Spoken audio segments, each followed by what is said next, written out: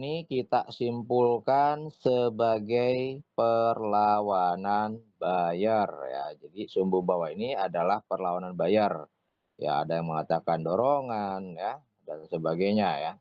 Intinya konsepnya sama.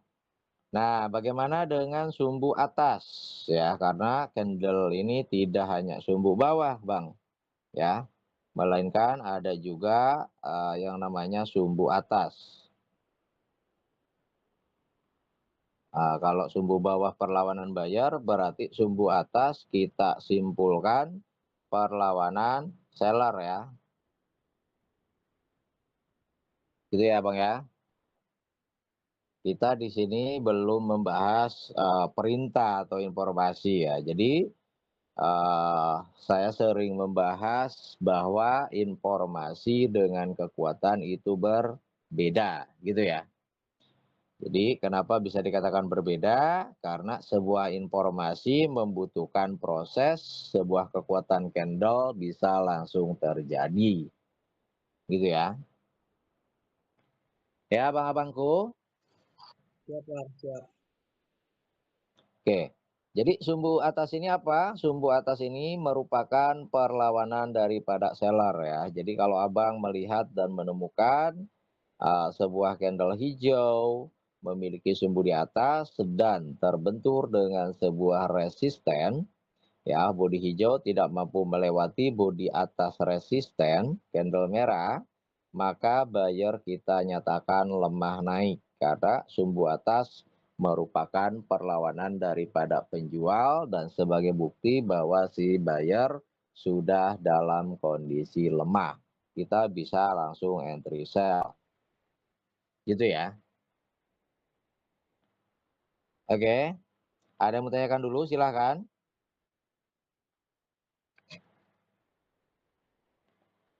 Abang.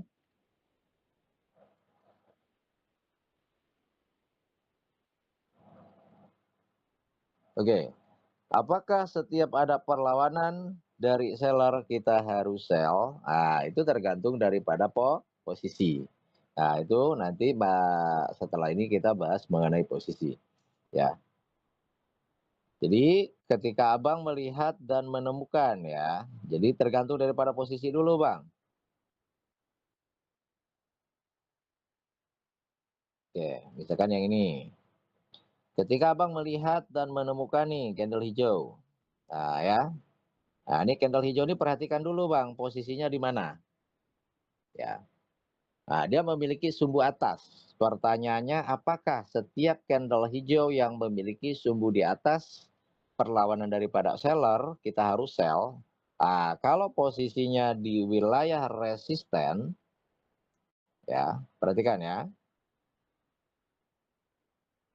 Bodi hijau tidak mampu melewati candle merah yang membentuk resisten dan memiliki sumbu di atas, kita wajib entry sell. Ya, kita wajib entry sell. Karena Oke, bodi bawah gundul apakah semakin kuat untuk kita entry sell ya? Mau ada sumbunya, mau tidak ada sumbu, ya tetap ya. Tapi kalau misalkan dia tidak memiliki sumbu bawah, sudah sangat jelas Bang, kekuatan bayar betul-betul lemah. Karena dia memiliki perlawanan daripada bayar, gitu ya. Jadi dia tidak ada perlawanan dari bayar, yang dia miliki hanya kekuatan harga, yaitu berupa bodi. Tapi bodi ini tidak mampu melewati resisten, gitu ya. Oke. Kenapa? Oke, siap. Bang Sultan masih standby? Siap, Bang. Oke. Jadi candle itu ada dua ya, candle lemah dan jenuh ya. Nah, yang membedakannya hanya posisi sumbu bawah, Bang. Jadi kalau lemah sumbunya di atas, kalau jenuh nanti sumbunya di bawah. Nah, nanti saya akan cari contoh juga. Nah, kita bahas dulu candle lemah ya. Jadi candle lemah di sini, pertanyaan abang tadi bagus ya. Apakah kalau dia gundul, bang, tidak memiliki sumbu bawah, berarti dia semakin lemah untuk naik, betul. Kenapa? Karena yang dia miliki hanya body. Ya, jadi yang dia miliki hanya kekuatan harga. Ya. Dan di sini dia tidak memiliki adanya perlawanan dari buyer, yaitu sumbu bawah. Ya. Yang dia miliki, yang dia dapatkan justru adanya perlawanan daripada seller. Ya, yaitu sumbu atas sebagai bentuk ketidakmampuan dia breakout resisten. Itu Bang. Berarti di sini buyer kita nyatakan lemah untuk naik. Ya, bisa dipahami ya. Kenapa? Betul, itu salah satunya dan poin keduanya harganya tidak mampu melewati harga tertinggi, yaitu resisten. Seperti itu, Bang. Ya, betul. Berarti di sini Abang bisa entry sell kan gitu. Nah, timing ya, untuk entry ini bisa pas perpindahan candle. Jadi di detik terakhir, biasa di detik 29, ketika ini mau close, kita bisa langsung entry.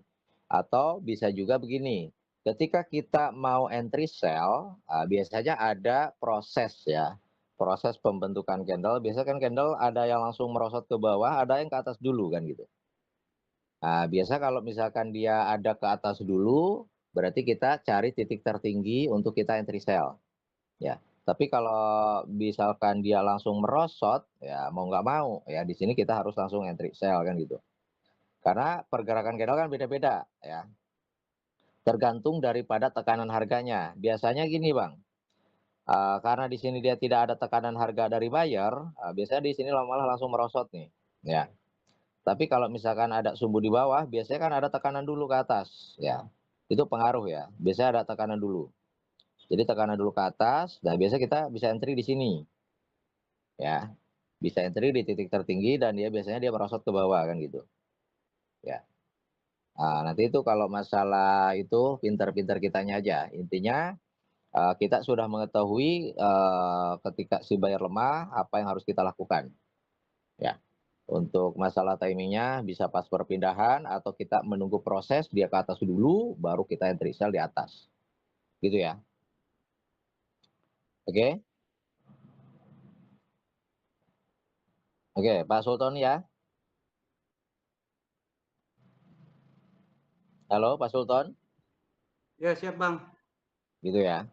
Oke. Nah, kalau sumbu atas candle hijau yang terbentuk di resist dikatakan lemah, bagaimana ketika sebuah candle merah yang membentuk resisten. Nah, itu lebih bagus ya. Karena salah satu syarat resist kuat itu selain dia nutup close press, ya kita juga wajib yang namanya ada sumbu. Jadi untuk memastikan kekuatannya kan gitu. Ya, karena kalau menutup close press itu sebagai tanda kekuatan harga, si seller mengendalikan dan didukung dengan adanya sumbu sebagai bentuk adanya perlawanan daripada seller. Berarti resisten ini bisa kita nyatakan kuat gitu kan. Maka kita bisa entry sell. Ini pun sama nih, bagaimana nih?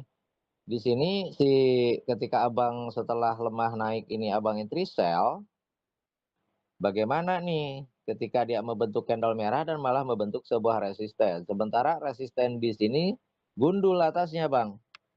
Ya, betul ya? Malah yang ada hanya sumbu bawah. Berarti malah ada perlawanan daripada pembeli. Sementara dari sellernya nggak ada kan gitu. Oke, jadi kekuatan candle ini tiga ya. Yang pertama adalah body.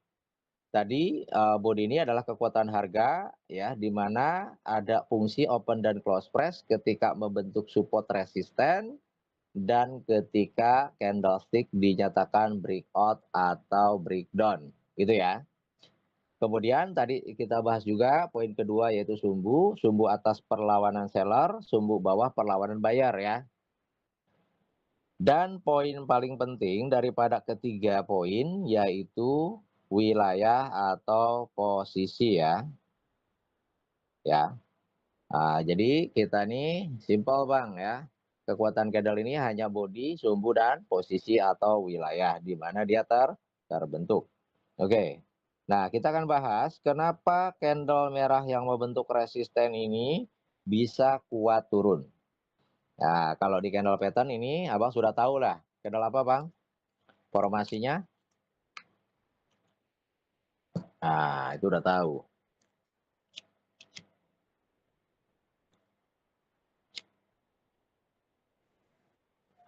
Utut dulu Bang, utut. Oke, jadi ini salah satu bearish engulfing. Tapi bearish engulfing ini harus seperti ini formasinya. Ya, kalau misalkan formasinya di sini bukan bearish engulfing lagi kan gitu. Ya.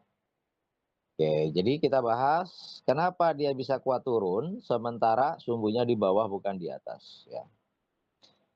Salah satu syarat resist kuat yang pertama adalah nutup close price. Nah, di sini close price-nya sudah terpenuhi. Poin kedua, dia di sini punya yaitu wilayah. Oke, jadi dua syarat dia terpenuhi, tapi di sini sumbu tidak ada, sumbunya di bawah. Nah, di sini kenapa resisten ini bisa dikatakan kuat? Karena di wilayahnya sudah tepat, open dan close price-nya sudah tertutup ya. Di mana di sini candle merah lebih besar atau dominan. Ya, makanya di sini candle merah yang membentuk resisten ini bisa kita nyatakan kuat ya untuk turun walaupun sumbunya bukan di atas. Ya, walaupun sumbunya di bawah ya. Jadi dia menutup harga pembukaan dan penutupan daripada sebuah candle hijau dan terbentuk pada wilayahnya. Gitu ya Bang ya.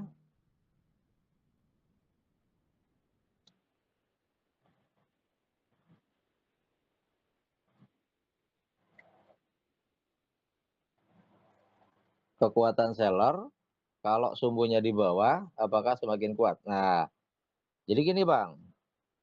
Kalau Abang menemukan candle merah yang membentuk sebuah resisten, kita tidak pantau bawahnya. Ya, dia mau memiliki sumbu atau tidak, mau dia panjang atau pendek, ya kita fokuskan di atas close price-nya, Bang.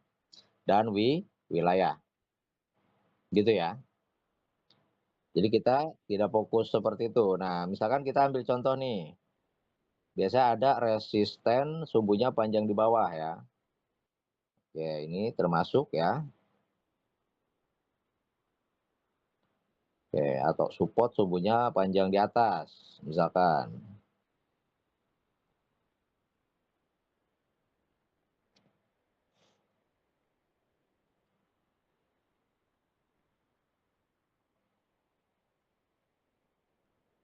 Mana ada nggak ini? Ada nggak? Ya, kita ambil contoh yang ini.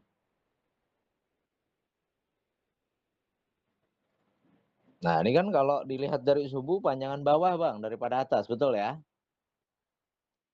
Oke. Jadi ketika Abang melihat dan menemukan sebuah resisten yang kita pantau bukan sumbu bawah. Sumbu bawah ini abaikan aja, Bang. Ya, sumbu bawah ini kita abaikan. Kita fokus apa? Kita fokus bodi atas, dia nutup close price di hijau, dan kita fokus pada sumbu atas, sekecil apapun itu. Ya, dan paling penting adalah wilayah. Nah, ini kan udah jelas di wilayah resist, karena supportnya di sini. Dia naik, gitu Bang. Bisa dipahami ya?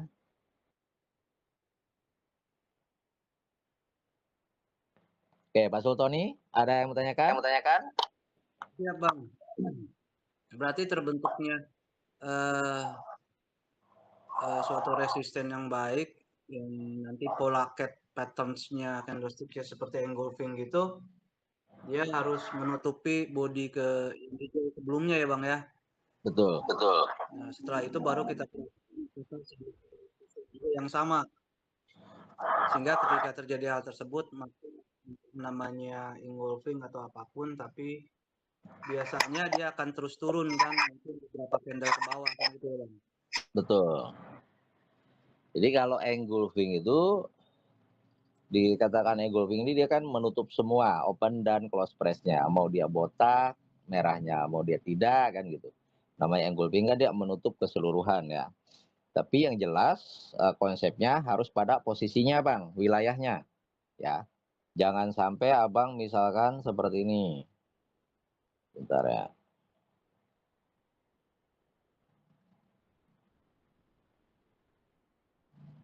Suka banyak ya engulfing. Bentar.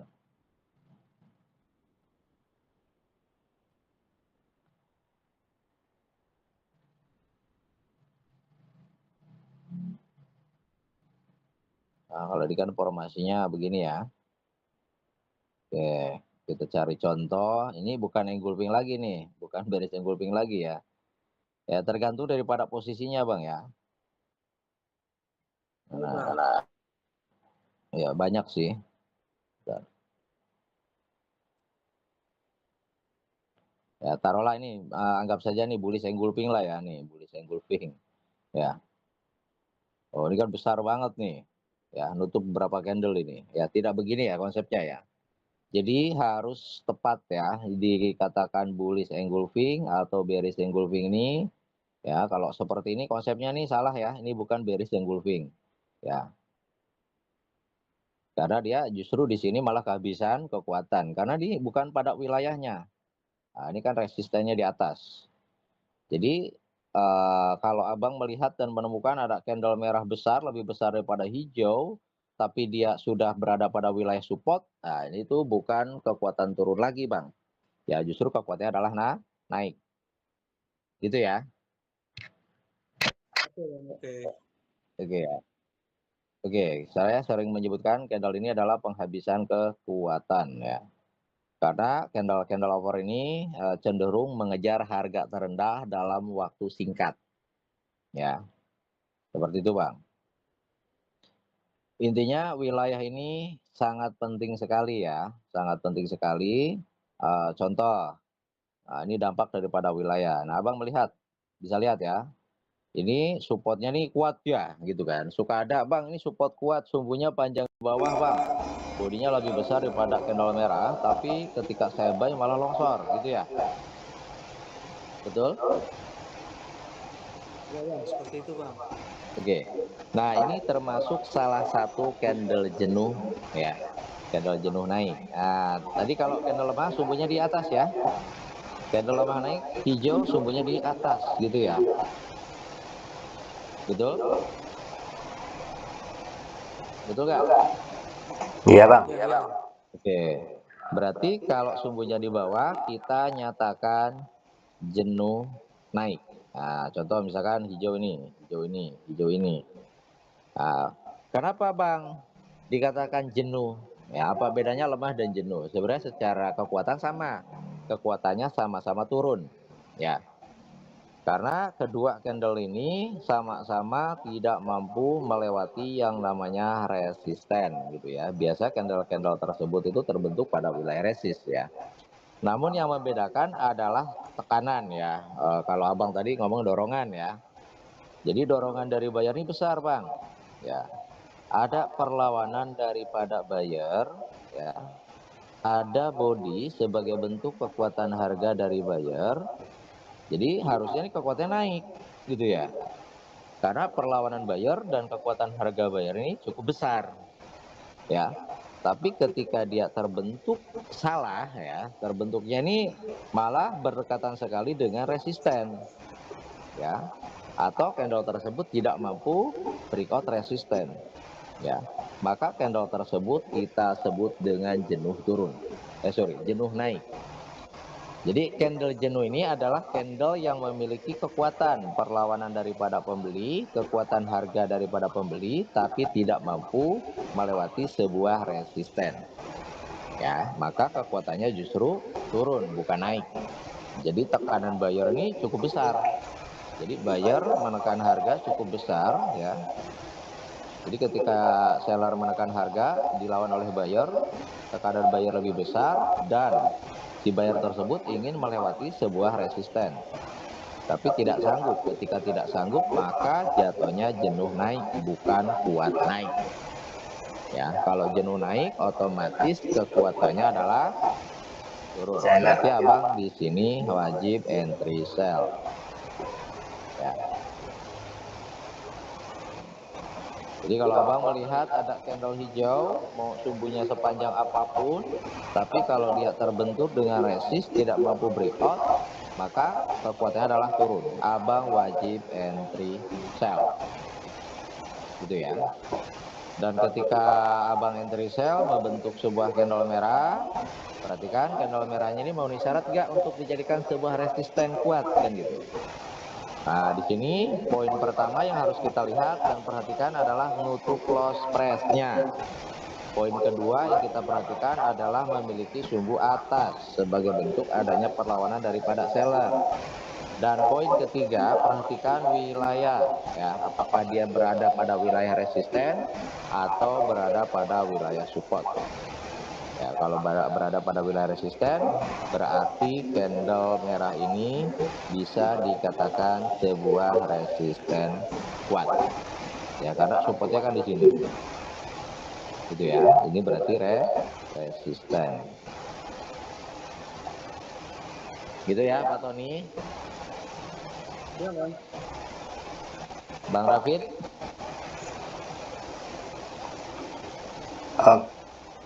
Oke, ada pertanyaan silahkan. Candle bearish itu tadi semakin kuat karena berada di wilayah resisten gitu Bang. Betul. Jadi dia membentuk resisten kuat nih Bang. Nutup close price, sumbu di atas dan tepat berada pada wilayahnya. Nah, gitu ya. Jadi pengaruh sekali. Nah, ini Tanda bahwa dia menutup close price itu yang mana Bang?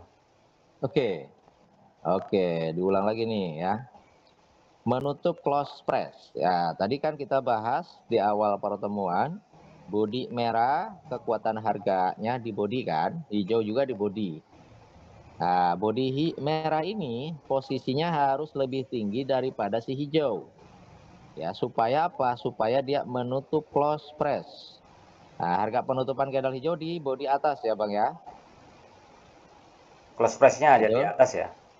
Iya, hijau kan close price, harga penutupan ada di atas. Ya, penutupan harga daripada sebuah candle ini di bodi atas. Nah, di sini si merah ini dengan bodinya wajib menutup close price-nya. Kalau Gitu. menutupnya ke open price si bullish gimana Bang? Apakah dia semakin kuat? Oke, kalau dia menutup beserta body si bullish-nya gitu kan, apakah dia semakin kuat? Nah, ini di sini hati-hati, kalau dia besar di sini ada support Bang. Ya. Kalau di sini tidak ada support, maka tadi yang Abang bahas ini adalah bearish engulfing gitu. Ya. Tapi kalau misalkan di sini ada membesar tapi di sini ada support, misalkan ini membentuk bearish engulfing besar. Berarti si merah ini menutup open dan close price si hijau tapi terbentur dengan support ini. Sama aja Bang, konsepnya nanti akan menjadi jenuh turun. Gitu ya. Oh, karena terbentur dengan support Bang ya. Betul. Jenuh turun ya. Jenuh turun ya. Jadi kalau ada candle merah ya.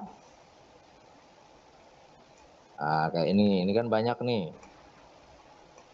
Nah, ini kan ada candle merah nih. Tuh. Sumbunya tekanannya di atas ya. Perlawanan dari seller kuat. Tapi di sini ada support. Maka candle merah ini kita nyatakan jenuh turun. Ya. Ini juga sama. Ini termasuk jenuh turun.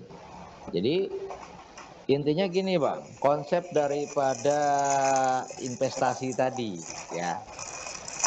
Karena support ini adalah wilayahnya pembeli. Gitu ya. Jadi kalau ada candle-candle merah muncul di sini, ini nggak ada yang kuat Bang. Selama dia tidak mampu melewati si support ini gitu loh. Ya. Ya. Seperti itu ya. Nah, ini kan ini lemah turun nih. Ini lemah turun, di sini kan ada support. Tidak mampu melewati support. Maka hijau, Bang. Kayak gitu. Yang ini jenuh turun. Nah, sumbunya di atas. Tidak mampu melewati support. Yang ini lemah turun. Sumbunya panjang di bawah, tidak mampu melewati support. Gitu ya. Jadi kalau lemah turun, jenuh turun, kita harus entry buy kan gitu. Gitu ya Bang ya. Baik Bang, artinya kan seperti yang di awal tadi ya, saya ditanya sama Abang mengenai candle dan terbentuknya. Berarti kalau misalkan kita mau melakukan open posisi, tetap kita pantau di wilayah SNR-nya, baru Betul? kita perhatikan body dan sumbunya ya Bang ya. Betul, betul sekali. Nah, di sini ada bullish engulfing nih, ya. Betul, dia mampu menelan candle merah. Tapi setelahnya bukan kenaikan yang terjadi, justru malah penurunan atau membentuk sebuah candle merah. Betul ya? Betul nggak?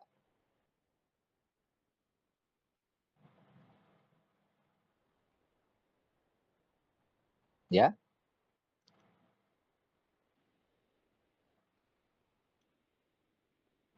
Oke.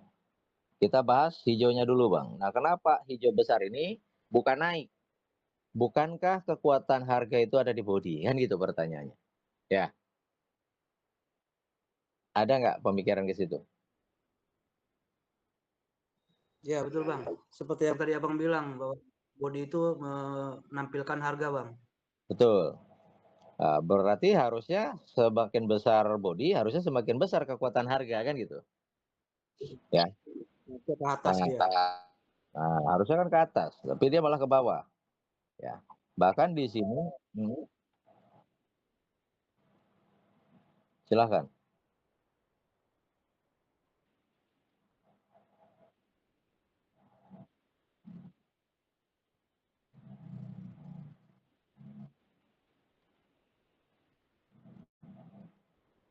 Bearish, ada doji yang ke atas. Bearish apa bullish?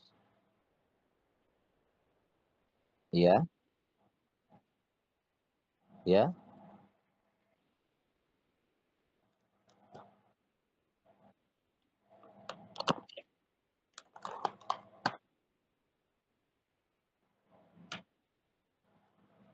Bearish. Bagaimana? Oke. Hmm, Oke. Apakah subuh ini bisa dikatakan sebagai permintaan gitu ya? Nah, subuh ini sebenarnya bukan sebagai permintaan ya. Sebenarnya di Google juga banyak ya. Shadow atau sumbu ini biasa disebut dengan harga tertinggi kan gitu. Jadi harga tertinggi yang pernah dicapai oleh sebuah candlestick. Nah, kenapa bisa membentuk doji? Berarti kan ada rejeksi, Bang. Ada perlawanan yang besar daripada seller di sini.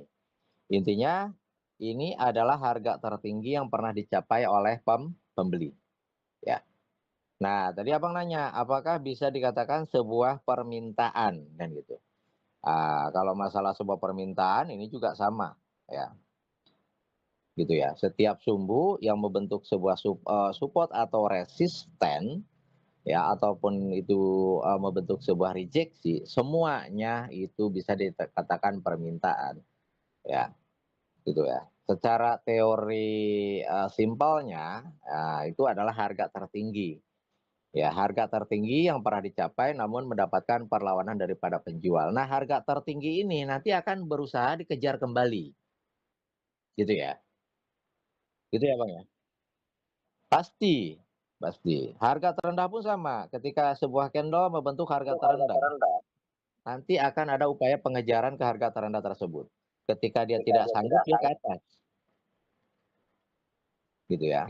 Nah, Artinya Bang, hmm? artinya kalau misalkan ada tadi seperti Bang David bilang ada permintaan dan kalau kata Abang bahwa itu merupakan cerminan dari harga tertinggi yang pernah tercapai, di candle berikutnya dia akan mencari lagi kekuatan untuk menjadi atau melebihi harga tertinggi yang pernah ada gitu ya. Akhirnya Oke. nanti terciptanya candle hijau yang paling tinggi ini, setelah itu dia akan melakukan penurunan dan melakukan konsolidasi lagi gitu ya, Bang? Oke. Jadi gini, sebenarnya sedikit nyeleweng ya. Jadi kenapa bisa terbentuk candle besar ini? Apakah dampak daripada permintaan ini? Kan gitu pertanyaan tadi. Ya, kalau menurut saya ini bukan. Ya, sebenarnya harga permintaan ini bukan yang ini, Bang. Harga permintaan itu ya di sini, gitu loh, Bang. Intinya setiap candle sumbu itu bisa disebut harga tertinggi yang pernah dicapai kan gitu. Namun ada perlawanan kan gitu. Tapi harga tertinggi yang sesungguhnya, harga terendah yang sesungguhnya itu yang membentuk sebuah support dan resisten. Nah, support dan resisten ini, Bang, nanti akan ada upaya pengejaran kan gitu. Nah, kalau candle hijau besar ini sebenarnya bukan dampak daripada permintaan ini. Justru ini membatalkan sebuah kenaikan. Nah, di YouTube saya kan udah ada ini 2 tahun apa 3 tahun yang lalu. Saya membahas tentang candle rejection. Betul nggak? Oke. Nah, jadi gini Bang, konsepnya salah ya. Jadi hijau yang besar ini akibat bukan dari candle hijau ini. Candle hijau ini justru menolak untuk naik, bukan menginginkan atau meminta dia untuk naik Bang. Yang menyebabkan terbentuknya candle hijau besar ini justru candle merah ini. Nah, ini konsep simpelnya seperti ini ya Bang ya. Ketika seller jenuh, muncul buyer, gitu ya. Kalau seller jenuh, muncul buyer di harga terendah, otomatis dia membentuk support. Betul nggak? Support ini, ya, harga terendah ini, permintaannya, kekuatannya adalah naik. Betul nggak? Tapi yang terjadi di sini ada penolakan kenaikan yang membentuk sebuah candle rejection. Ini kan pembatalan. Di PDF ada, Bang? Ada nggak?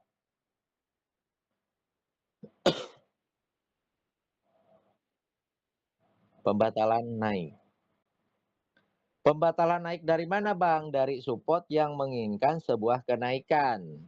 Dibatalkan atau ditolak. Sehingga terjadi dan terbentuklah sebuah candle merah.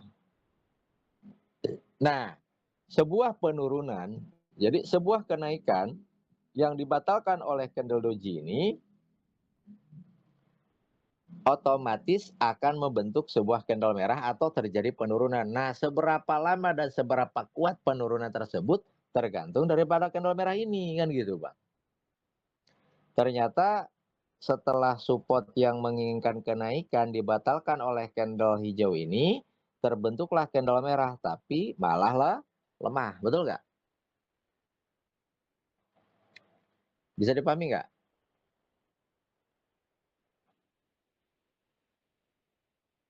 Ya iya. Ya, Pak Sultoni paham ya? Paham, Bang. Nah, jadi terbentuk candle merah tapi malah lemah turun. Ya, malah lemah turun.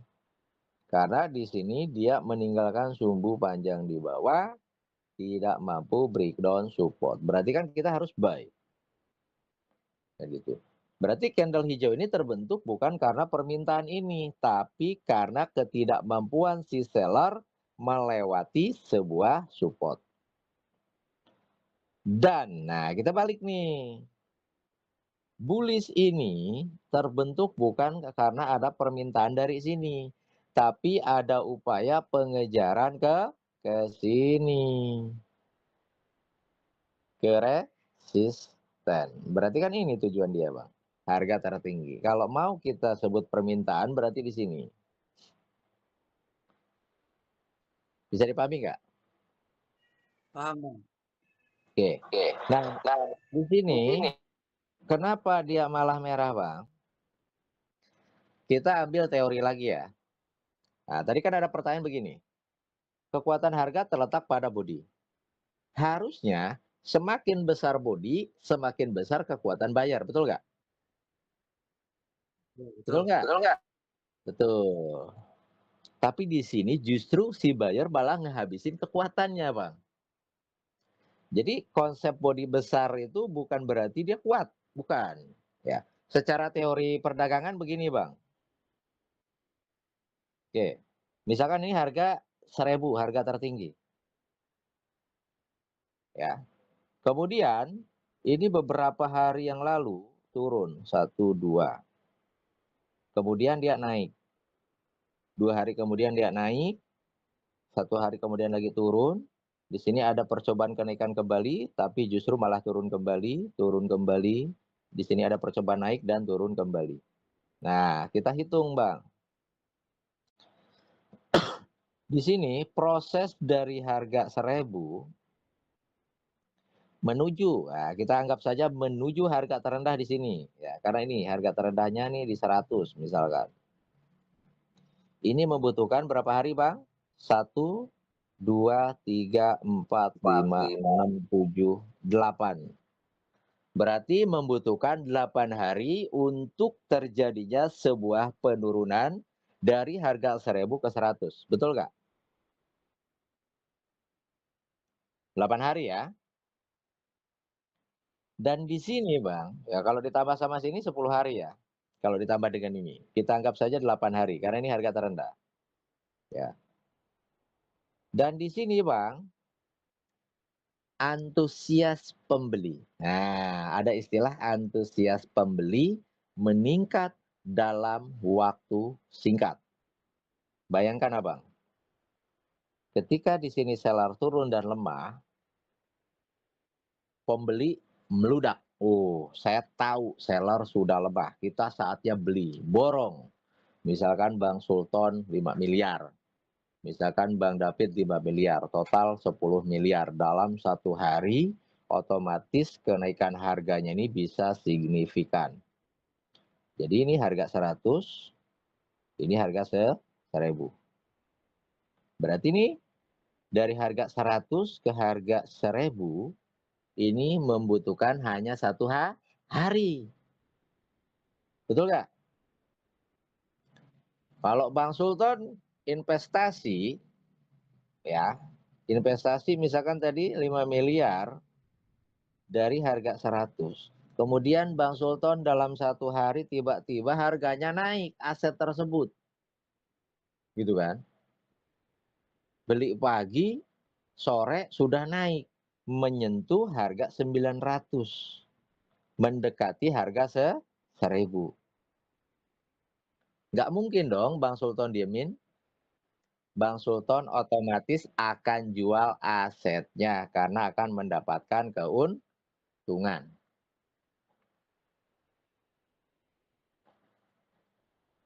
Gitu ya. Logika dasarnya seperti itu. Berarti candlestick ini secara strategi dan secara teori sedikit berbeda. Kalau Bang Sultan ketika berinvestasi di kripto atau saham melihat candle seperti ini senang, Bang. Wah, saya dapat keuntungan besar. 800 rupiah per koin atau 800 rupiah per lembar. Dikalikan 1 juta lembar atau 1 juta koin. Ya, berarti kan kita akan mendapatkan keuntungan yang besar. Otomatis Bang Sultan akan menjual. Nah, ketika Bang Sultan menjual, maka akan membentuk candle merah. Nah, itu teorinya seperti itu, Bang. Koreksi sebetulnya, Bang. Ya, kalau saya kan sering membahas masalah ini, bahkan di grup teman-teman sering sering sharing candle penghabisan kekuatan. Kita sell kan gitu.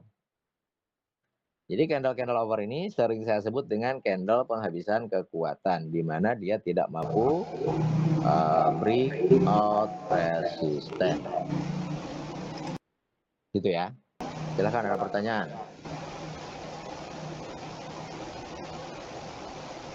Halo, Halo, halo Bang. bisa dipahami ya? Bisa, Bang. Jadi kalau abang menemukan candle over, perhatikan nih ada enggak resisten yang dia tuju. Ya. Intinya cara bacanya gini, pembeli meningkat dalam waktu singkat. Paham ya? Ya,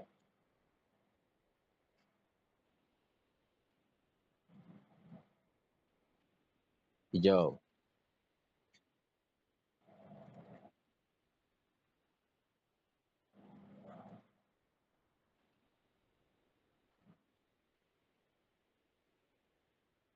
Oke. Bagaimana jika justru malah membentuk 2 candle bullish lagi? Berarti kan kalau membentuk 2 candle bullish lagi, dia harus melewati 2 resisten ini, Bang. Kalau muncul 2 candle bullish lagi walaupun marbuju bukan berarti dia akan kuat turun. Kalau sudah mampu breakout justru dia akan melanjutkan sebuah kenaikannya, Bang. Jadi tidak begitu konsepnya ya. Makanya jadi gini, Bang, kita ini, menganalisa candle ini bahasanya bukan apa ya, ya bukan seandainya ya. Jadi kita tidak berandai-andai ya ketika kita menganalisa candle, tapi kita cenderung membaca kebiasaan market kan gitu. Saya kan sering bilang, ketika ada komentar, "Wah candle nurut dan sebagainya," saya tidak merasa gitu kan, bahwa candle itu bisa nurut dengan saya, tidak, ya. Saya itu justru melihat kelemahan candle itu gitu loh, Bang. Nah jadi ya iya ini, kelemahan candle ini adalah kebiasaannya, yang disebut dengan kebiasaan market. Ya ini sering dibahas ya. Jadi kebiasaan market,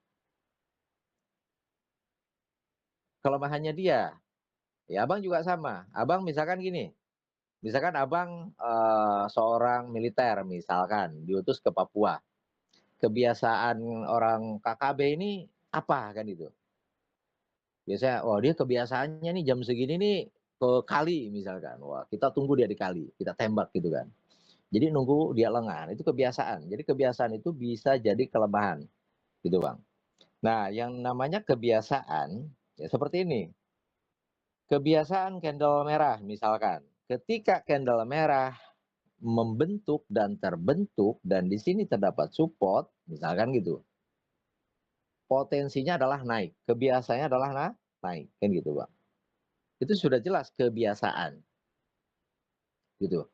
Makanya sebenarnya gini Bang, candle pattern itu adalah bocoran-bocoran dari, para trader profesional dan juga dari broker. Sebenarnya broker itu udah ngasih bocoran, entah dari analisa indikator, dari candle pattern, bahkan chart pattern. Cuma ketika kita, penerapan di market itu rata-rata kan ada yang sama ada yang enggak. Nah itu faktornya faktornya ini apa kan gitu. Faktornya ini adalah wilayah kalau menurut saya kan gitu. Mereka tidak salah mengasih bocoran itu tidak salah. Tapi penerapan di market itu kita tidak memperhatikan di mana yang, sebuah candle pattern itu bisa dikatakan morning star gitu kan, bisa dikatakan engulfing, bisa dikatakan harami, di mana kan gitu. Nah, contohnya gini, misalkan kayak candle hammer ya. Candle palu atau candle hammer, biasa kan kalau di Google gitu, biasa cenderung dengan reversal misalkan ya.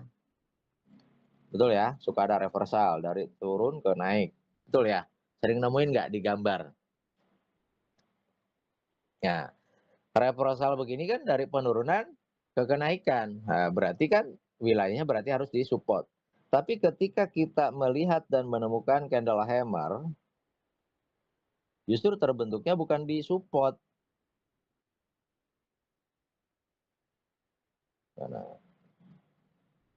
Nah, katakanlah ini misalkan, ya. Nah, ini si hammer ini bahkan tidak berposisi sama sekali ini untuk kenaikan kan gitu. Ini faktor dari apa? Faktor daripada wilayah. Dia salah terbentuk di sini kan gitu. Yang namanya hammer itu pola reversal dari turun ke naik, bukan lagi naik kan gitu. Sama konsepnya cara pembacaan candle lemah atau pelemahan. Mana?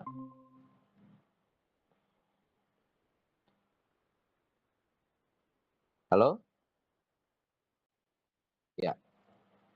Nah, sama konsepnya seperti ini, Bang.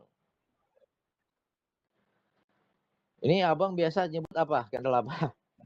Pelemahan ya? Yang Abang tahu? Oke, karena membentuk pola ya pening kan gitu. Kenapa pindah ini?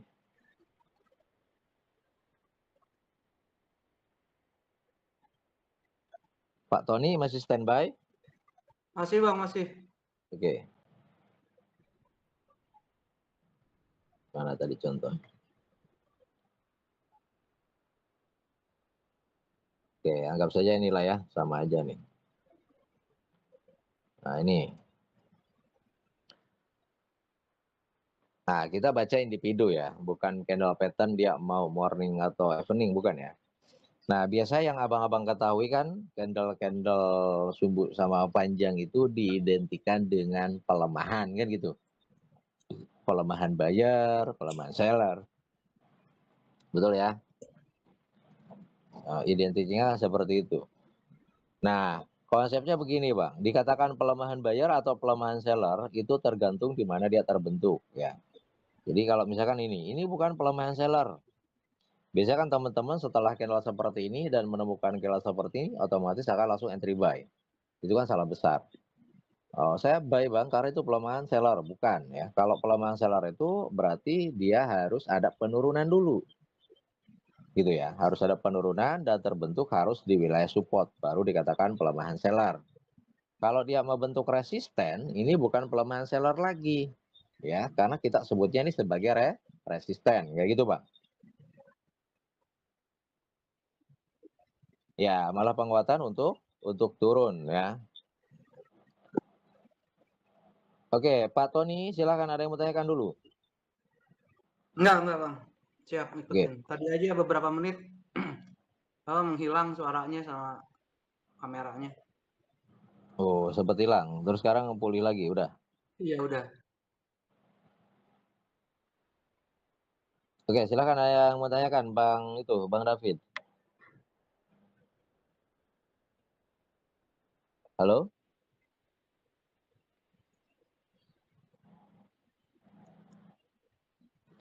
Poin pertama wilayah ya, karena wilayah ini sangat berpengaruh besar, Bang. Ya, ada konsep peribahasa saya, walaupun bentuknya sama, posisi berbeda, maka fungsinya akan beda. Misalkan begini, Bang. Nah, ini candle merah. Sumbunya panjang di atas, ya. Nah, misalkan ini ada yang sama, misalkan di sini. Anggap saja ini sama lah ya. Jadi kedua candle ini sama. Secara bentuk sama, tapi secara fungsi beda.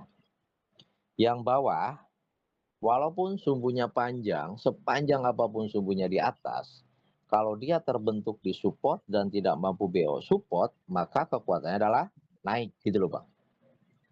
Tapi kalau yang ini, karena dia membentuk resisten dan terbentuk di resisten, kekuatannya adalah turun. Nah itu faktor daripada wilayah. Mungkin Abang pernah dengar saya mengatakan kekuatan candle tidak perlu menghafal bentuk candle, tidak perlu menghafal informasi candle. Pernah dengar nggak?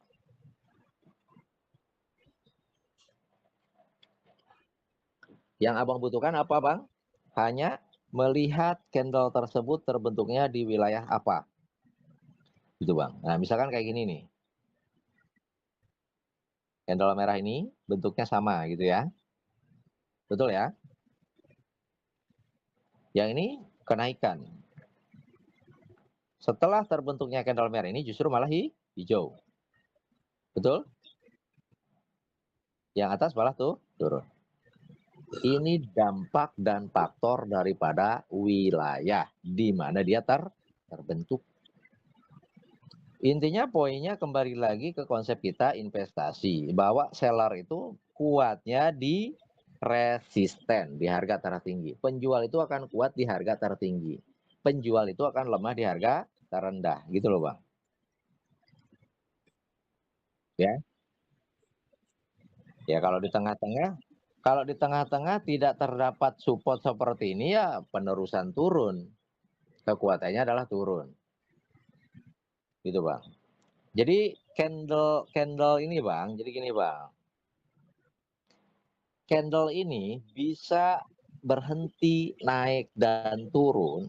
Ya, kebanyakan nih hancurnya ini daripada koreksi. Nih, dampak daripada koreksi di sini ke sini. Kalau candle tidak ada koreksi, Bang, orang profit terus semua. Mungkin Bang Tony bisa open posisi 10 kali tanpa loss. Wah, hijau semua. Merah semua, kan gitu. Betul nggak? Ya. Jadi candle ini acak-acakannya karena adanya koreksi.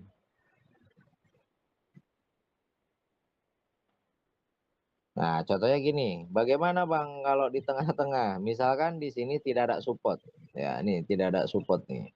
Tidak ada candle merah yang membentuk resist tapi batal. Mungkin setelah merah ini, kalau di sini tidak ada support nih merah lagi, Bang, kan gitu. Paham ya?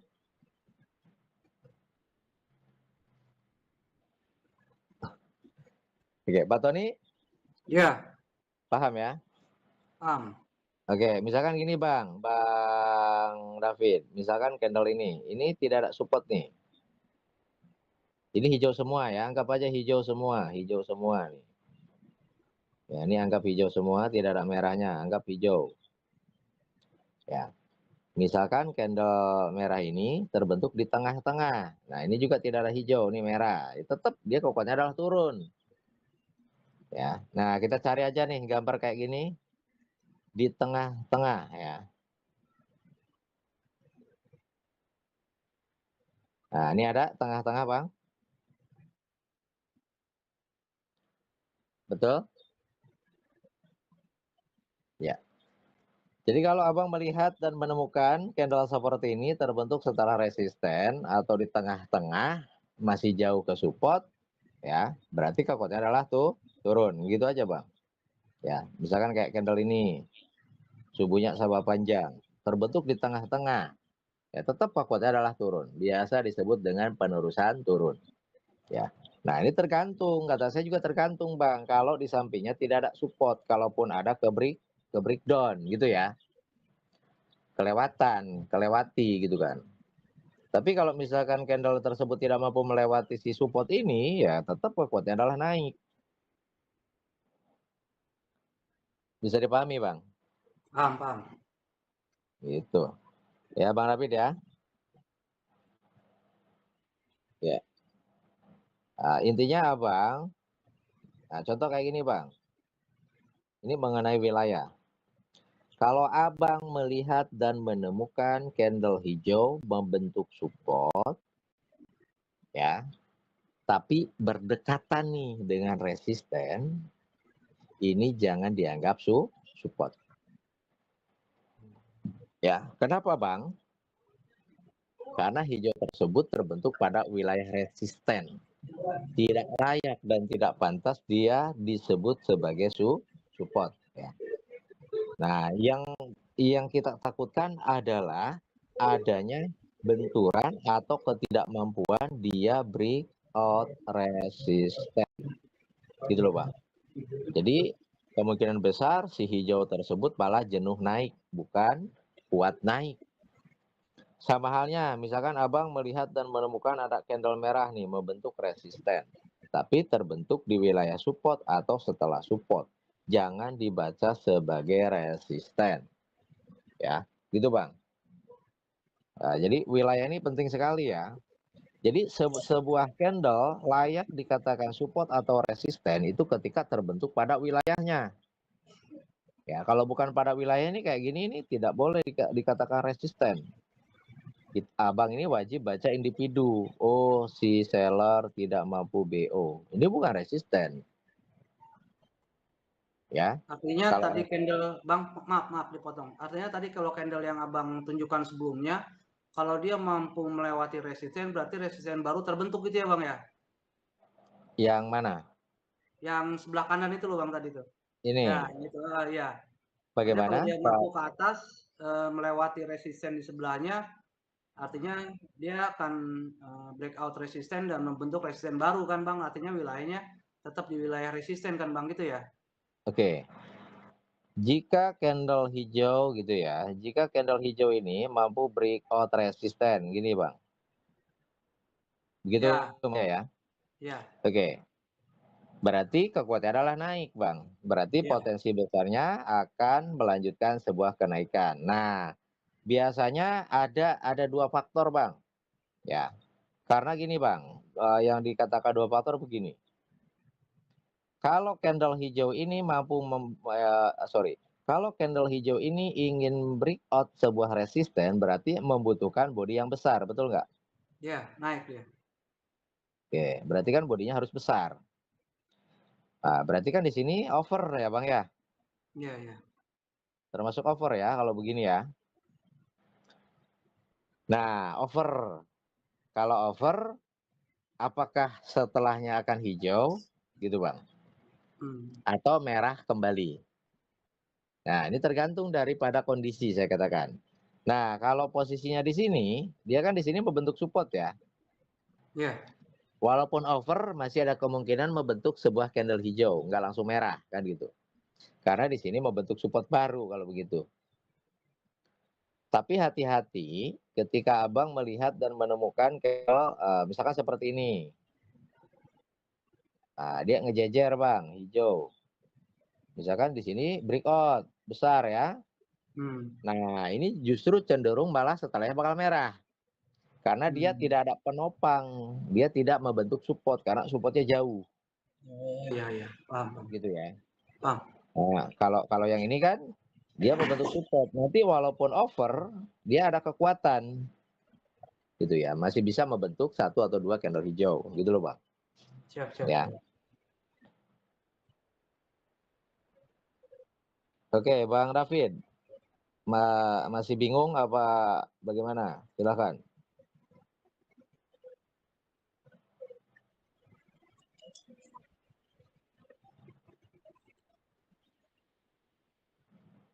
Iya, sebenarnya konsepnya ini, Bang. Ya, kita tidak memudahkan juga ya. Teman-teman juga begitu juga ya. Intinya poin penting, ya Abang juga tadi sudah paham, adalah wilayah. Ya. Tolong Pak Tony di open dulu. Iya, sebentar. Ya. Jadi wilayah itu sebenarnya ada tiga ya. Halo Pak Tony, oke di open dulu ya, mohon maaf. Jadi wilayah ini ada tiga Bang David ya. Halo Bang David. Ya.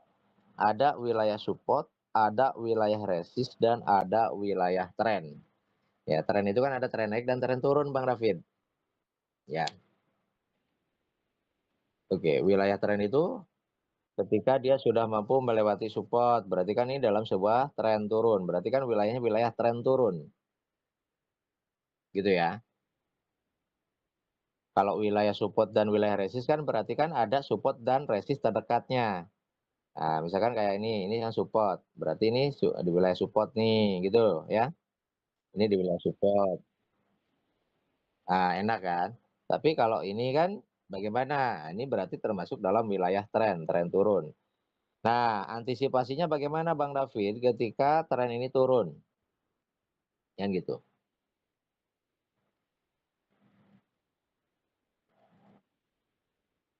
Oke. Biasanya Bang David malah entry buy kebanyakan. Nah, jadi ketika tren sedang turun, nah gini Abang David harus tahu dulu nih, tren ini turun ini bagaimana?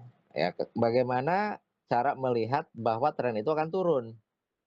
Kan itu yang paling penting. Jangan terpaku dan terpacu kepada wah ini sudah lemah nih pembatalan gitu dan di buy malah merah. Gitu kan. Wah ini pelemahan, dan di buy malah merah. Nah, jadi tren ini akan terbentuk ketika, nah kan gitu, ketika ada support, ya, support-support sudah ke breakout ya, ke breakdown oleh candle-candle merah. Nah, jadi kalau harga terendah ini sudah dibantai, sudah terlewati oleh candle-candle merah, sudah bisa dipastikan tren ini akan turun. Berarti di sini pengendali pasar adalah penjual, Bang David. Gitu ya. Pasti, karena harga terendah ini sudah dilewati. Berarti di sini banyak orang menjual aset di sini, merosot, Bang. Ya, gitu kan. Nah, antisipasinya, nah, ada istilah teman-teman itu kan atau di ya, trader-trader lama juga yang namanya FTT atau follow the trend, ya. Nah, follow the trend ini adalah mengikuti tren. Nah, istilah saya ini mengikuti arus, tidak melawan arus. Nah, biasanya kesalahan fatal daripada teman-teman ketika support-support sudah ke breakdown, ketika pengendali pasar adalah penjual, mereka malah menunggu candle yang dianggap lemah untuk entry buy dan menunggu pembentukan support yang untuk di entry buy. Nah, itu kesalahan besar. Gitu ya. Nah, harusnya bagaimana? Harusnya ketika tren turun, ya, saya menyarankan cari candle jangan yang membentuk support, tapi cari candle yang membentuk sebuah resisten. Paham ya?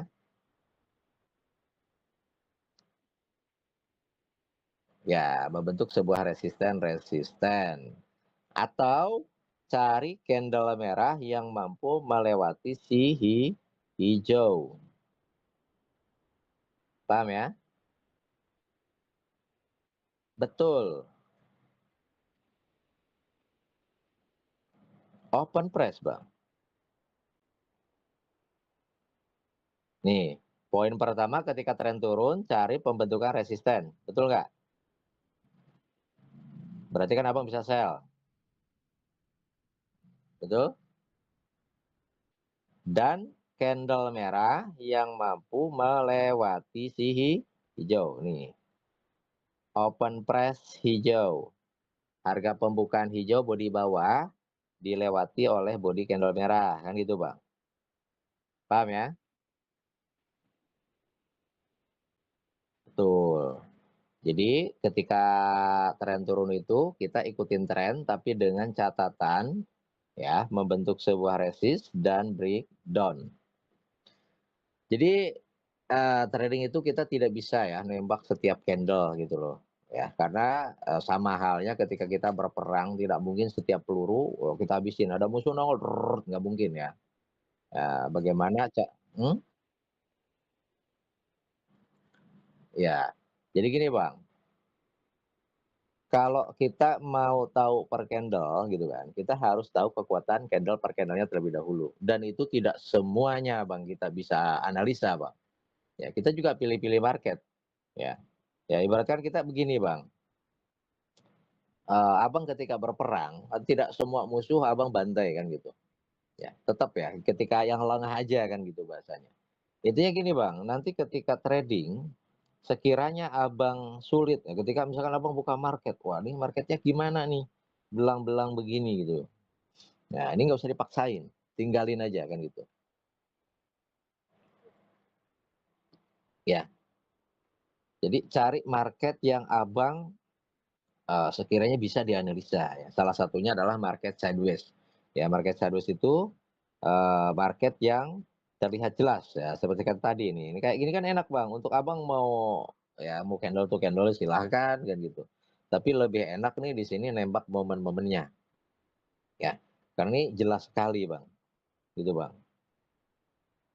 Nah, misalkan abang, saya mau open posisi hanya di candle lemah dan jenuh misalkan, ini gampang sekali. Ya, abang tinggal membuat garis. Ya, jadi ini hanya modal garis Bang. Nanti ketika muncul candle hijau, misalkan nih, mencoba muncul candle hijau, abang tinggal taruh garis di titik resisten. Ya, sini aja Bang, tarik ke atas. Nah, itu Bang. Nah, ini kan resisten. Jadi ketika candle hijau bergerak ke atas, nah ini perangkap kita Bang. Gitu. Garis ini adalah perangkap kita untuk kita entry ketika si hijau tidak mampu melewati. Bisa dipahami? Halo? Ya. Nah, ketika hijau tidak mampu melewati garis kuning yang kita tanam, maka kita harus entry sell. Jadi anggap saja garis ini adalah ranjau, Bang. Gitu ya. Nah, di garis ini adalah wilayah resist. Ketika kita sell setelah hijau lemah ini, berarti kan membentuk resisten. Berarti resisten ini sudah tepat pada wilayahnya. Abang nggak usah ragu untuk entry sell kembali. Paham ya? Berarti ini akan membentuk sebuah resisten baru. Paham ya, Bang? Bang David?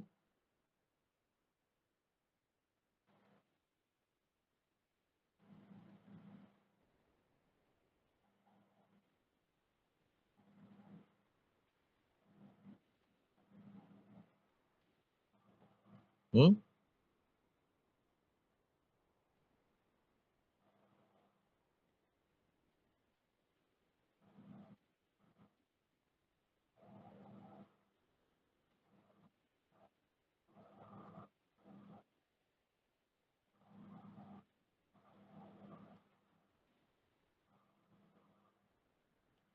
Seakan-akan dia break up tapi dia turun. Berarti seperti ini gitu kan. Oke, malah merah. Nah, ini kan tadi udah dibahas diulang-ulang. Berarti kalau candle over yang break up-nya, berarti ada harga tertinggi lain yang dia kejar. Berarti dia menghabiskan kekuatan, kan gitu Bang. Paham nggak? Gitu ya. Ya, bisa dikatakan jenuh naik ya. Nah, ini saya kasih yang termudah ya. Misalkan anggap saja ini market belum terbentuk Bang. Ya, Abang cuma naruh jebakan di resisten dan di support. Gitu ya. Ini nggak mikir Bang. Nggak perlu mikir. Nggak usah pakai ngapalin bentuk-bentuk candlenya. Ya. Mau sumbu di atas, mau sumbu di bawah, mau sama panjang, mau apapun gitu loh Bang. Ya, Pak Tony ya. Halo Pak Tony. Ya Bang, ya. Oke. Oke, Bang David ya. Cukup melihat bahwa bodi hijau ini tidak mampu melewati resisten.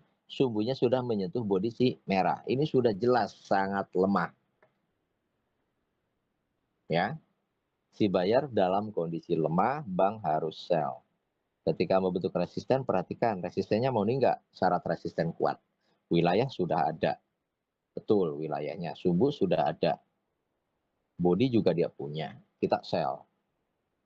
Berarti ketika candle merah turun, berarti yang abang pantau adalah garis bawah.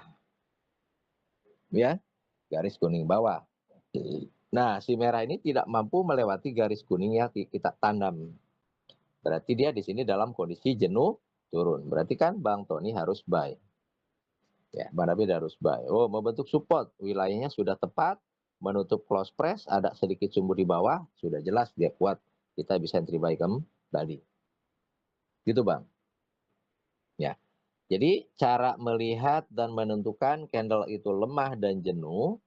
Abang cukup taruh garis di resisten dan di support. Jadi ini tanpa mikir. Gitu Bang. Oke? Bisa dipahami? Oke Pak Tony? Paham Bang. Oke Bang David? Oke, jadi support kuat, resist kuat itu ya tidak hanya nutup close press dan sumbu saja. Ya, wilayah juga sangat penting.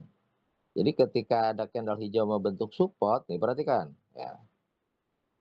Kalau dia tepat pada wilayahnya, di wilayah support, semua kekuatannya adalah naik, Bang. Betul ya? Ya, Resistennya sama. Gitu, Bang. Kalau tepat pada wilayahnya, ya dia turun. Ya. Oke, sudah 2 jam nih. Ada pertanyaan lagi? Untuk saat ini saya mencerna dulu, Bang. Oke. Mencerna dulu. Nah, Bang David, ada pertanyaan?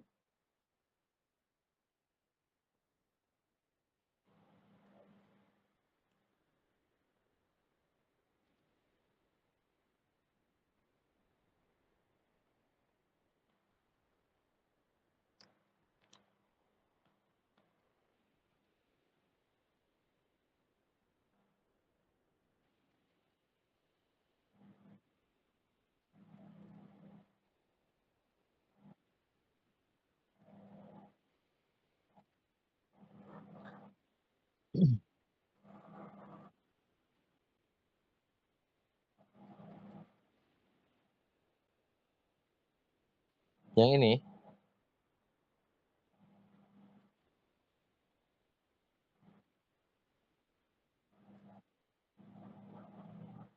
Maksudnya gimana? Pertanyaannya gimana? Sumbu lebih panjang daripada bodinya, kenapa?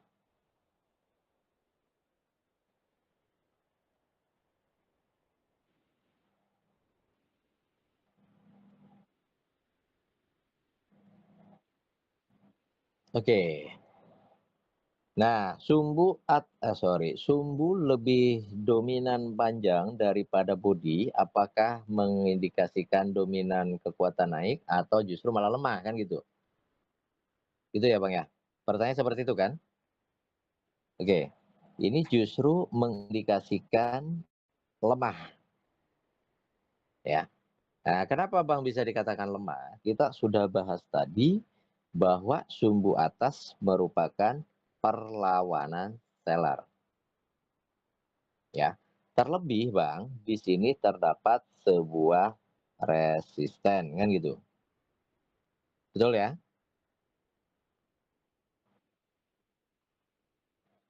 Oke. Nah, ada pertanyaan. Kenapa Bang masih bisa naik dan kita tidak bisa langsung entry sell? Betul. Kenapa? Dampak daripada bahwa hijau tersebut terbentuk setelah support kuat. Nah, ini poinnya. Jadi support kuat ini berperan penting mendorong harga sebuah candle. Nah, dengan terbentuknya support kuat ini, maka kita bisa melihat hasil daripada tekanan daripada support kuat, yaitu candle yang membesar berusaha melewati resisten. Kan gitu. Dan kemudian di sini dia mendapatkan perlawanan daripada si seller yang membentuk sebuah sumbu kan gitu, Bang. Nah, di sini kan kita tidak bisa langsung entry sell. Kenapa? Karena di sini dia terbentuk setelah support kuat. Nah, dilanjutkan setelah candle ini terbentuk candle bullish kembali. Tapi tetap Bang ya, ini adalah indikasi. Candle ini mengindikasikan akan terjadinya sebuah penurunan. Di sini bahasanya permintaan si buyer ini malah turun bukan naik.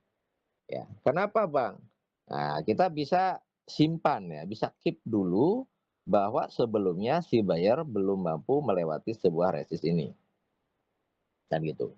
Intinya ini sudah tanda-tanda penurunan. Nah, teman-teman itu antisipasinya bisa entry sell 3 atau 4 menit.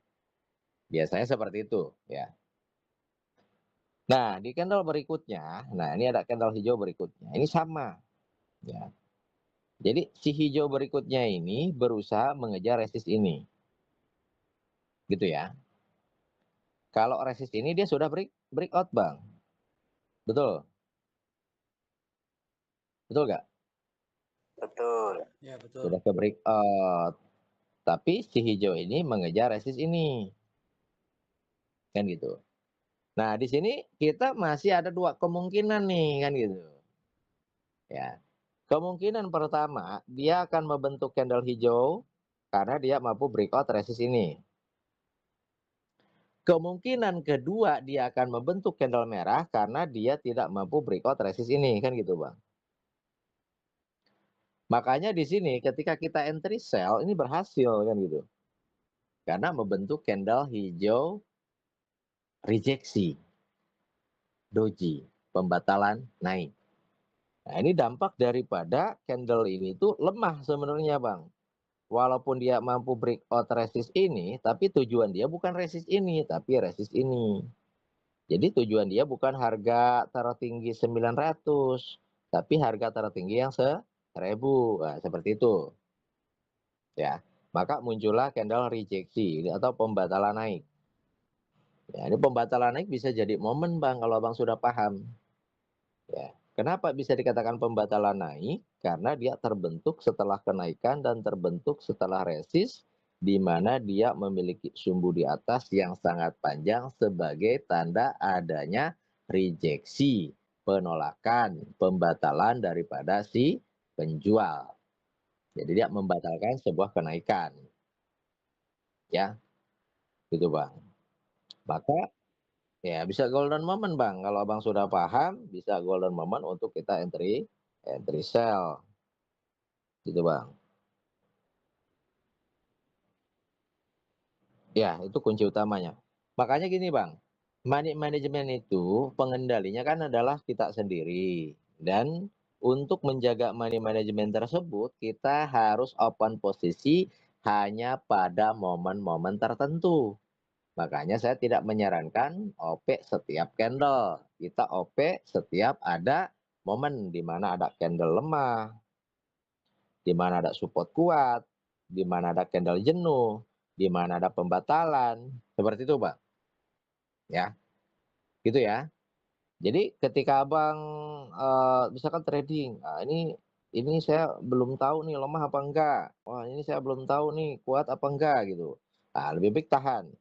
Gitu, Bang. Berarti Abang nunggu betul-betul candlestick itu yang berbenturan, yang tidak mampu breakout atau breakdown, gitu, Bang. Atau misalkan kalau ada candle, wah ini kayaknya dia walaupun membentuk support tidak nutup close price, tahan dulu, nggak, itu lebih bagus. Kalau ini nih memenuhi syarat nih support kuat, baru di sini saya yakin untuk entry buy, itu lebih bagus, gitu, Bang. Jadi kita trading itu ada aturan dan teratur, gitu ya. Oke, ada pertanyaan lagi? Sudah 2 jam?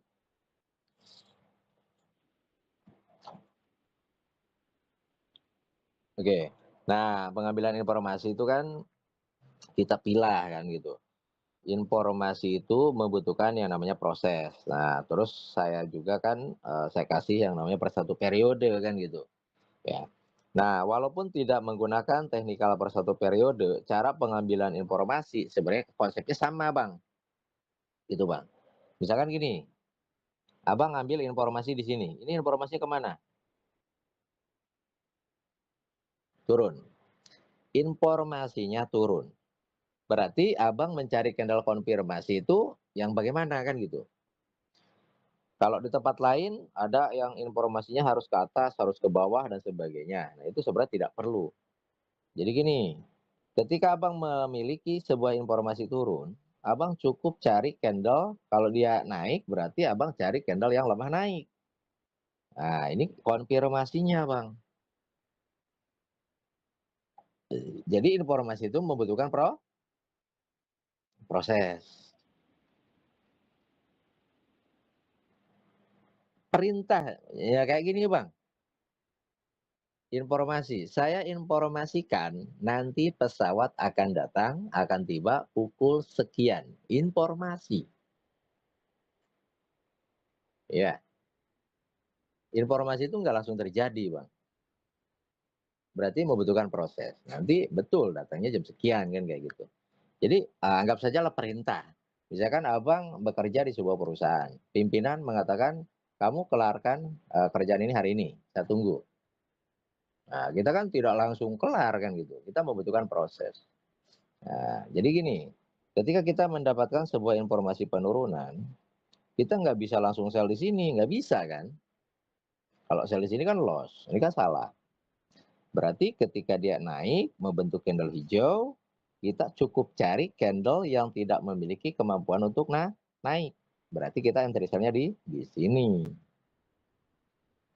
Paham ya? Gitu. Kalau mau baca informasi. Ya. Sama. Hmm?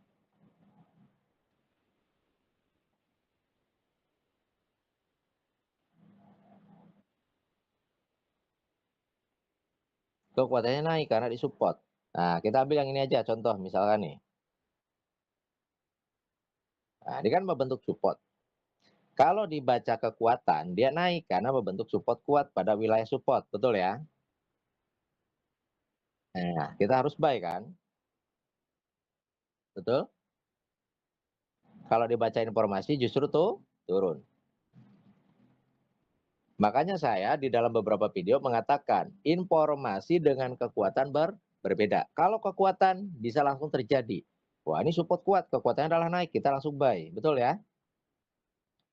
Kalau informasi membutuhkan proses. Informasinya turun nggak mesti langsung merah kan, pasti hijau dulu. Nah, kita tinggal cari tahu di mana letak konfirmasinya kan gitu. Nah, letak kelemahannya. Kalau informasinya turun ketika dia naik, kita cari candle yang sudah tidak memiliki kekuatan untuk naik. Gitu, Bang. Ya, seperti itu, Bang. Nah, misalkan Abang cari, misalkan di sini. Nah, kita ambil nih. Ya. Nah, ini Abang ambil di sini. Informasi naik, betul nggak? Abang nggak langsung bisa entry buy kan? Nggak bisa kan? Nah, berarti Abang tunggu beberapa candle. Nah, ketika dia merah, Abang perhatikan di sini ada support. Cari candle yang tidak mampu breakout support untuk dijadikan sebuah konfirmasi naik. Berarti informasi di sini, konfirmasinya di sini. Paham ya?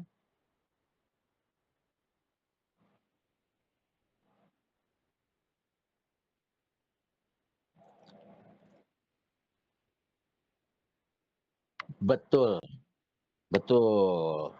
Nah, kalau itu yang nerapin di grup ada Yanuar. Nah, Yanuar itu selalu membaca informasi dan kekuatan disatukan. Ya, di grup ada.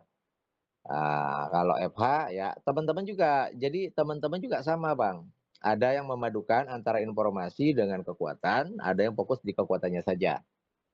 Gitu. Kalau walaupun mereka tanpa menjelaskan, saya tahu arah dia kemana kan gitu. Intinya nanti abang juga begitu. Misalkan ketika abang melihat wah ini informasinya naik dan tanda-tanda kenaikan ini sudah dekat karena di sini ada support misalkan. Nah, tugas kita adalah mencari candle yang sudah tidak memiliki kekuatan untuk turun. Nah, carilah candle lemah turun, baru kita entry buy. Berarti informasinya di sini, konfirmasinya di sini. Kayak gitu. Ya. Jadi informasi itu tidak langsung terjadi. Misalkan sama nih.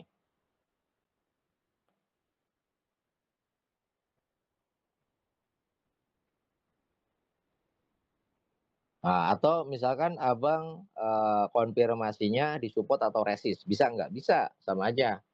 Ya. Misalkan informasinya di sini. Wah, informasinya naik nih.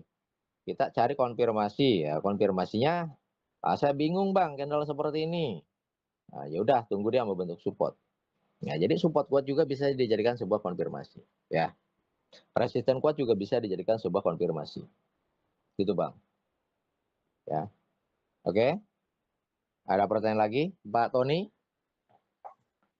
Ya, Bang. Intinya pintar-pintar kita aja. Ya, mau mau informasi dibaca, konfirmasinya dibaca, atau mau langsung, wah ini ada konfirmasi pembatalan naik langsung sell nggak masalah, wah ini support kuat langsung buy nggak masalah, ya bebas ya. Jadi intinya saya sudah kasih bocoran ya, mau dibaca informasinya silahkan, Ya, lebih bagus Bang kalau informasi dipadukan dengan kekuatan. Gitu Bang.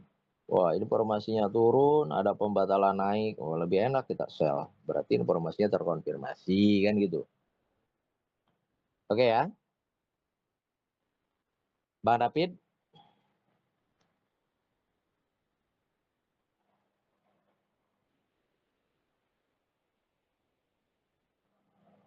Oke, terabar. Oke, tidak ada terabar ya. Nanti Abang bisa praktekkan langsung ya. Saya sudah kasih yang simpel Bang. Ya, jadi tolak ukur kita hanya support dan resisten. Kuncinya itu. Oke ya. Kunci utama support and resisten karena support resisten itu merupakan arah penentu untuk melihat sebuah kekuatan candle. Gitu ya. Per satu periode juga sama Bang. Tapi per satu periode kita fokuskan di C3 kan gitu. Ya, kalau C1, C1-nya nih kekuatannya kemana? Nah, kita baca satu-satu. Wah, ini supportnya harusnya kuat nih secara per satu periode. Berarti kekuatannya naik. C2-nya lemah turun. C3-nya membentuk support kuat. Nah, kita bisa entry buy kan 3 menit. Sama konsepnya, Bang. Ya. Jadi per satu periode itu setiap candle-nya dari ketiga candle itu dibaca kekuatannya. Paham ya? Pak Tony? Ya, siap Bang. Ya. Ya. Jadi oke. Intinya informasinya naik. Informasinya naik. Ini kekuatannya juga naik karena dia membentuk support kuat. Nah, kayak gitu bacanya. Kadang,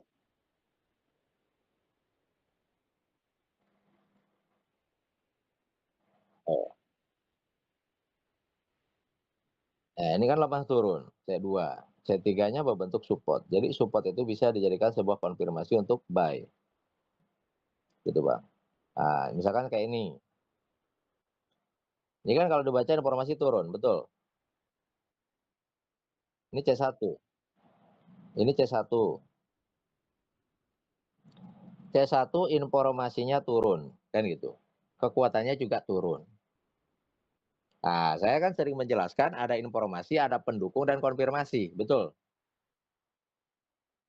Betul nggak? Bahkan saya menjelaskan ada informasi yang terkonfirmasi, ada informasi tidak terkonfirmasi, kan gitu. Kalau ini, ya ini informasinya turun, kekuatannya turun, tapi candle kedua tidak mendukung karena dia jenuh turun, gitu ya. Kalau jenuh turun kan kekuatannya naik. Ya, berarti informasinya turun, kekuatannya turun, tapi tidak didukung. Sellernya malah jenuh turun. Justru si buyer mengkonfirmasi dari pendukung, membentuk support kuat. Maka kita harus entry buy 3 menit. Nah, inilah konsep informasi turun tidak terkonfirmasi. Karena informasi turun, si candlenya malah jenuh turun, kekuatannya adalah naik. Si buyer terbentuk membentuk support kuat, kekuatannya juga naik. Maka dia akan naik. Jadi pentingan mana informasi dengan konfirmasi? Ya pentingan konfirmasi. Makanya kan teman-teman di grup selalu mengatakan C3, C3, C3. Benar ya? Ya, C3 ini adalah poin inti atau kunci karena dia sebagai konfirmasi. Karena informasinya ada di C1, candle kedua ini pendukung. Kalaupun informasinya turun, kalau C2-nya nggak mendukung, ya kita jangan ikutin informasi. Kita tunggu konfirmasinya. Kalau konfirmasinya naik, ya kita ikutin konfirmasinya. Intinya,